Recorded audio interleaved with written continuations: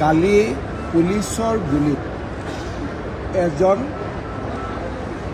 কাৰ্বি যুৱকৰ মৃত্যু হৈছে আৰু একাংশ কাৰ্বি লোকে দোকান জুই জ্বলাই দিওঁতে দোকানৰ ভিতৰত এজন যুৱক আছিলে, তেওঁ দিব্যাংগ আছিলে আৰু ভৰিখন দি খোজকাঢ়িব নোৱাৰিছিলে। তেওঁ ওলাই আহিব নোৱাৰিলে আৰু ফলত তেওঁ জীৱনতে অগ্নিদগ্ধ। গতিকে যোৱাকালিৰ ঘটনাত দুজন লোকৰ এতিয়ালৈকে মৃত্যু হৈছে আৰু কেইজনমান লোক আহতও হৈছে। আজি ৰাতিপুৱাৰ পৰা পৰিৱেশ যথেষ্ট শান্তিপূৰ্ণ। তাতে আমাৰ DGPও আছে, এডিশ্যনেল চিফ ছেক্ৰেটাৰীও আছে। মই ভাবোঁ যে পৰিৱেশ নিশ্চয় আজিৰ ভিতৰত উন্নত হ'ব আৰু তাত আৰ্মিও আছে। আমাৰ নাহৰকটীয়া সমষ্টি আজি মুখ্যমন্ত্ৰীৰ মহিলা উদ্যমিতা অভিযানৰ দিনত এটা বাঢ়িছে। আজি অসমত আমি প্ৰায় 57 এই আঁচনি ধন বিতৰণ কৰিলোঁ। 1 জানুৱাৰীত আমি জানুৱাৰী মাহৰ ভিতৰত সকলোকে এই আঁচনি ধন দিয়াৰ চেষ্টা তেওঁলোকৰ কাৰণে আমি কিবা এটা আৰু নতুন ঘোষণা কৰাৰ কথা মই বহুদিন আগতেই কৈছিলোঁ। গতিকে 1 জানুৱাৰীত সেই বিষয়ে উল্লেখ কৰিছোঁ। যিহেতু ইলেকশ্যন আহি আছে, অলপ 2-4টা জেগাত এনেকুৱা বিক্ষিপ্ত ঘটনা হ'ব বুলি আগৰে পৰা আমি অনুমান কৰিছিলোঁ আৰু বিশেষকৈ ডিচেম্বৰ আৰু জানুৱাৰী মাহটো আমি সতৰ্কতাৰে আগবাঢ়িব লাগিব।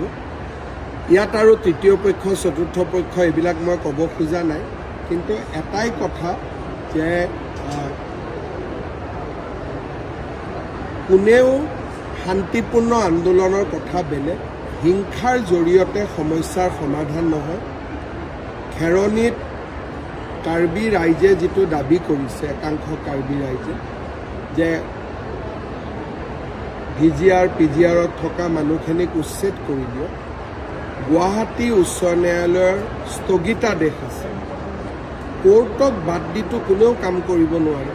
যদি মই কিবা এটা কৰিব যাওঁ, মোৰ ওপৰতে কণ্টেম্প অফ কোৰ্ট হ'ব। দ্বিতীয়তে, যিখিনি মানুহ তাত বহি আছে তেওঁলোকৰ অধিকাৰ কি, এই বিষয়েও কোৰ্টত আলোচনা হ'ব। আনকি আমি ফৰেষ্টৰ পৰা যিমানবোৰ আজিলৈকে এভিকশ্যন কৰিছোঁ, হাইকোৰ্ট, সুপ্ৰিম কোৰ্ট 2-3বাৰকৈ কেছ খেলাৰ পিছতহে, কোৰ্টে বুলি কোৱাৰ পিছতহে আমি এভিকশ্যন কৰিছোঁ। বহুত সময়ত মানুহে মোক কয় ইয়াত কৰি দিয়ক, তাত কৰি দিয়ক, তেতিয়া মই কওঁ লাহে লাহে, কাৰণ আইন আৰু আদালতক উপেক্ষা কৰি কোনো চৰকাৰে কাম কৰিব নোৱাৰে। এভিকশ্যন কৰিম বুলি ক'লেওতো পুলিচে কৰিব নোৱাৰে, কাৰণ কণ্টেম্প অফ কোৰ্ট তেওঁলোকৰ ওপৰত লাগিব।